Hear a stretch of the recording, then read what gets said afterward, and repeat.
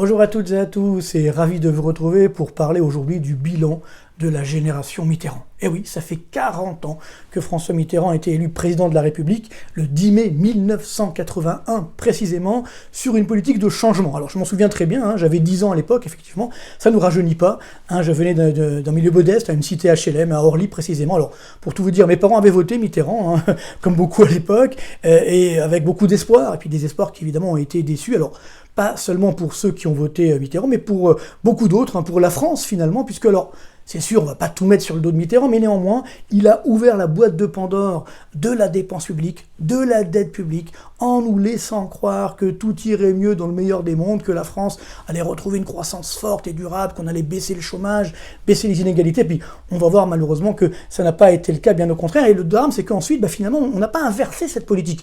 Il y a eu quelques nuances, effectivement, mais finalement, encore aujourd'hui, on continue cette flambée de la dette publique avec très peu de résultats. C'est ça le grand danger, c'est ça ce bilan de cette génération Mitterrand qui est large, puisqu'il a été réélu, comme vous le savez, en 88, il est parti ensuite en 95, il y a eu des cohabitations, mais néanmoins, finalement, on a toujours eu cette politique de faire appel constamment à la dépense publique, avec surtout très peu de résultats positifs. C'est ça, effectivement, le drame. Alors, plutôt que de longs discours, on va voir des graphiques, comme d'habitude, parce qu'on va pouvoir visualiser de ce bilan, et peut-être avec un premier graphique qui représente le classement de la France au niveau mondial en termes de PIB par habitant. Et là, on va le voir, c'est assez incroyable, puisque, vous voyez ici, en 1980, en termes de PIB par habitant, la France était 12e mondial, 12e de la planète, donc c'était plutôt un bon classement.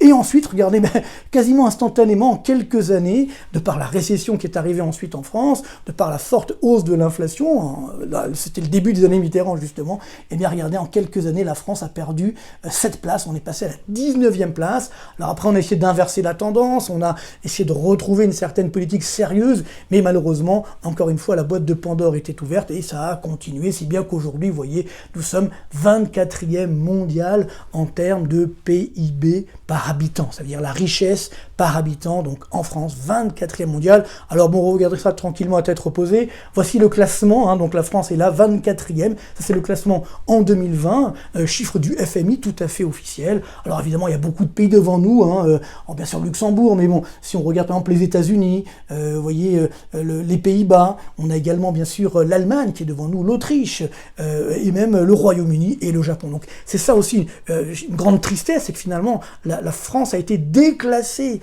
par rapport à sa richesse par habitant. Donc tout le problème est là, c'est que malheureusement, on n'a pas amélioré nos conditions de vie. Et parallèlement, on le voit, pourquoi il n'y a pas eu, cette amélioration, parce que justement, la croissance structurelle, ça veut dire la croissance qui s'obtient lors d'un fonctionnement normal de l'économie, cette croissance est effondrée. On le voit ici, donc c'est la courbe rouge. Donc vous voyez, au début des années 80, on était à une croissance annuelle moyenne, donc une croissance structurelle de l'ordre de 3,5% par an, hors inflation bien sûr, et ensuite ça n'a cessé évidemment de baisser. Donc là, bien sûr, on est en dessous des 1% aujourd'hui. Il y a bien sûr un effet, pandémie, c'est pas lié à Mitterrand, c'est sûr, mais néanmoins, on a amorcé la baisse à partir des années 80 et ça a continué bien entendu ensuite. Et parallèlement, ça c'est la courbe bleue, le poids donc de la France dans le PIB mondial. Vous voyez qu'on était à 4,5% en 1980, aujourd'hui on est à moins de 2,5% et malheureusement, ça ne va pas s'arranger. Parallèlement, oui, il y a un autre grand problème, c'est que le chômage, c'était justement l'une des grandes promesses de Mitterrand à l'époque, de réduire fortement le chômage, et malheureusement c'est exactement l'inverse qui s'est produit.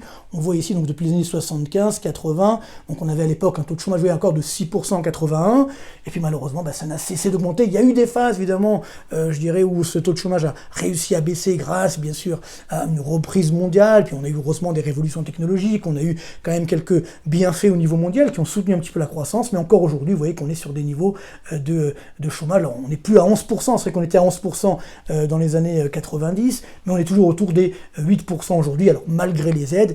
Mais j'ai envie de dire encore plus grave que cela, parce que l'espoir de la génération Mitterrand, c'était justement la jeunesse.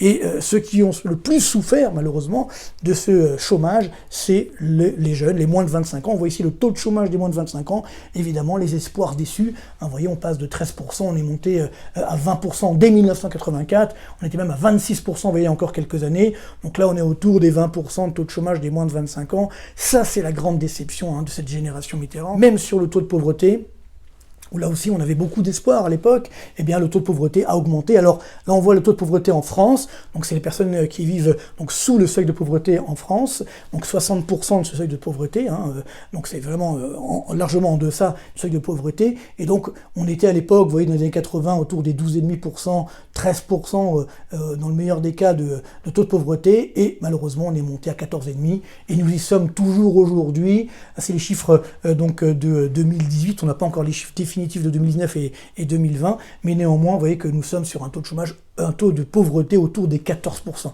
Donc là aussi, un échec. Et le pire, c'est que tout ça, malgré une dépense publique, malgré une dette publique énorme. Et oui, c'est ça l'héritage de Mitterrand, des Attali, etc. Tous ceux qui aujourd'hui encore nous disent, bah oui, qui nous donnent des leçons, toute cette génération Mitterrand, Hollande, Jospin, etc.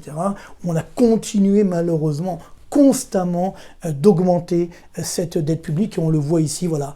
Mitterrand en 1980, on avait une dette publique, regardez, de 20%. Et ensuite, évidemment, ça a commencé à flamber, à flamber. Bien sûr, maintenant, nous sommes à quasiment 120% du PIB et encore plus. Et on voit que dans le même temps, la croissance structurelle de notre économie s'est évidemment effondrée. Alors, est-ce qu'il y a un lien de cause à effet? Le vrai enjeu, c'est que, bien sûr, ça montre que plus cette dette publique a augmenté, et malheureusement, il n'y a pas eu d'effet sur la croissance. C'est l'inverse qui s'est produit. Et parallèlement, on a eu des déficits constamment. Cette dette, évidemment, n'est pas tombée du ciel. Cette dette, elle est le produit de déficits publics permanents. Ce sont ici les bâtonnets bleus. Vous voyez, le dernier excédent public remonte à 1974, donc bien avant, je dirais, Mitterrand. Après l'envoi en 80, Mitterrand arrive, on a un premier creusement. On a ensuite, pareil, dans le deuxième mandat de Mitterrand, un fort creusement du déficit public. Et même quand, effectivement, Jospin, l'héritier de Mitterrand, entre guillemets, a eu la chance d'avoir une croissance forte, il a toujours maintenu des déficits. Il n'a pas réussi à obtenir un excédent public, ce qu'on appelait à l'époque la cagnotte. Je ne parle même pas donc, de la période Hollande. Donc tout ça fait que malheureusement, et même quand on a évidemment d'autres présidents, et fortiori avec notre ami Monsieur Macron aujourd'hui, on voit ce qui se passe. Bien sûr, il y a la pandémie, c'est sûr, mais globalement, on a constamment eu ce recours au déficit public. C'est ça, la génération Mitterrand. C'est ça, malheureusement, qui nous coûte encore très cher aujourd'hui. Et bien sûr, alors, la dette publique a augmenté. Alors si on se compare à nos amis allemands, là on voit la dépense publique par rapport au PIB, parce que c'est ça également qui compte, eh bien on se rend compte que, alors nous avons toujours été plus ou moins devant nos amis allemands, donc là c'est la France depuis les années 80, la courbe bleue, donc c'est le poids des dépenses publiques par rapport au PIB. Alors il y a juste effectivement après la réunification que nos amis allemands sont passés un petit peu devant nous, mais néanmoins, alors là on est évidemment à 62% de la dépense publique par rapport au PIB. C'est ce que voulait faire Mitterrand à l'époque, c'était son rêve.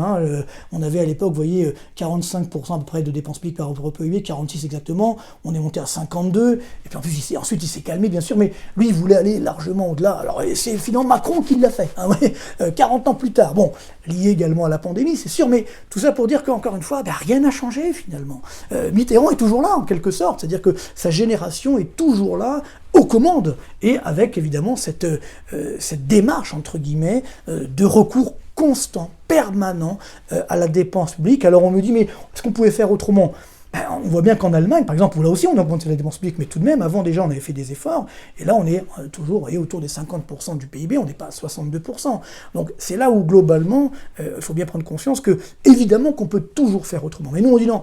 C'est là le problème de la boîte de Pandore, on l'a ouverte, et donc finalement, non, plus personne n'ose dire qu'il faut réduire cette dépense publique. Je vous rappelle qu'il n'a jamais baissé depuis 1957, et même certains nous disent que la France est un pays ultra-libéral. Bon, évidemment, ce n'est pas du tout le cas, mais tout ça pour bien comprendre comment nous avons été complètement formatés, toute cette génération Mitterrand, au fait que la dépense publique forte, c'est tout à fait normal. Pourtant, on voit bien, là, ça ne produit pas d'effet, on a une croissance qui baisse. Et ce qu'on oublie souvent, c'est que pour avoir une telle dépense publique, il faut également augmenter les impôts. Et là aussi, voilà, héritage Mitterrand, là on a l'augmentation, donc, le poids des prélèvements obligatoires, donc des impôts et taxes au sens large par rapport au PIB. Et donc là aussi, depuis les années 80, ça n'a cessé d'augmenter. On était autour à l'époque des 37%, et ça monte, ça monte, ça monte. Maintenant, donc, on est à 48% si on prend les chiffres d'Eurostat, à plus de 48%. Et donc tout ça pour dire que, malgré tout ça, on a eu une croissance qui a baissé. Ben oui, plus on taxe, plus c'est compliqué, effectivement, d'investir, d'innover, de faire de la croissance. Et donc, dernier point, évidemment, cette augmentation des taxes, je ne parle même pas des effets 35 heures, etc., qui ne sont pas liés à Mitterrand, mais ce sont ces petits-enfants, entre guillemets, ou ces enfants qui l'ont fait, eh bien, ça a eu aussi une conséquence détestable, malheureusement, pour notre économie, c'était la désindustrialisation de l'économie française. Et là, on voit ici le poids de l'industrie, donc hors construction, dans le PIB français. Vous voyez, c'était encore 24% quand Mitterrand arrive au pouvoir, et depuis, vous voyez, aujourd'hui, nous sommes autour des 12% à peu près, un peu plus, entre 12 et 14, ça dépend des chiffres, alors que l'Allemagne, évidemment, est restée, c'est le chiffre allemand, alors on n'a pas avant 91, que ça c'est la réunification, donc c'est plus compliqué d'avoir des chiffres, mais néanmoins, vous voyez, on était là aussi plus élevé, mais on est toujours aussi aujourd'hui autour des 24% donc d'industrie par rapport au PIB. Ça ne veut pas dire qu'il faut absolument avoir de l'industrie, mais une industrie de pointe, c'est ça le vrai enjeu. Il faut bien sûr des services, très important d'avoir une dynamique des services, mais il faut également avoir une industrie de pointe. C'est ça qui nous a coûté très cher, c'est que malheureusement, eh bien, on a laissé croire, et encore aujourd'hui, qu'en augmentant les dépenses publiques, on allait pouvoir augmenter la croissance, et c'est exactement l'inverse qui s'est produit.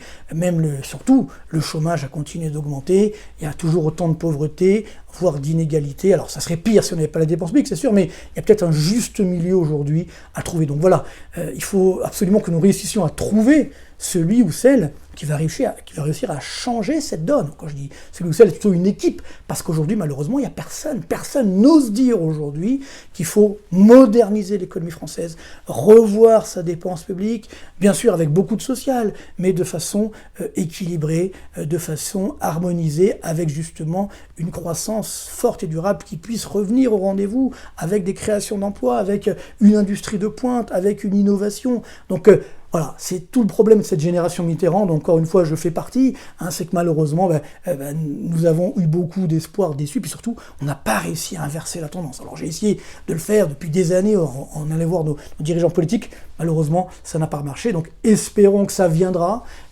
pour les prochaines années, qu'on aura le courage justement de tourner la page de cette génération Mitterrand, de ces 40 ans finalement de perdu, où la France a été déclassée, où malheureusement on n'arrive plus à faire une croissance forte, à baisser le chômage durablement et surtout le chômage des jeunes. Donc nous savons ce qu'il faut faire, il faut moderniser notre économie, réduire effectivement les dépenses publiques superflues, améliorer bien entendu notre dépense publique, ça aussi, nos dépenses sociales, on en a besoin. On doit bien sûr améliorer, réduire la pression fiscale, avoir une économie tout simplement plus moderne, plus dynamique. Ce n'est pas du libéralisme, c'est simplement aujourd'hui du bon sens. Donc voilà pourquoi ce bilan de la génération Mitterrand n'est pas flamboyant. Espérons que les années à venir seront bien meilleures. Ce ne sera pas difficile, mais quand même, on ne sait jamais. Donc espérons que ce sera quand même meilleur. C'est tout le mal que je peux nous souhaiter, que je peux vous souhaiter pour les années à venir. Merci beaucoup et à très bientôt.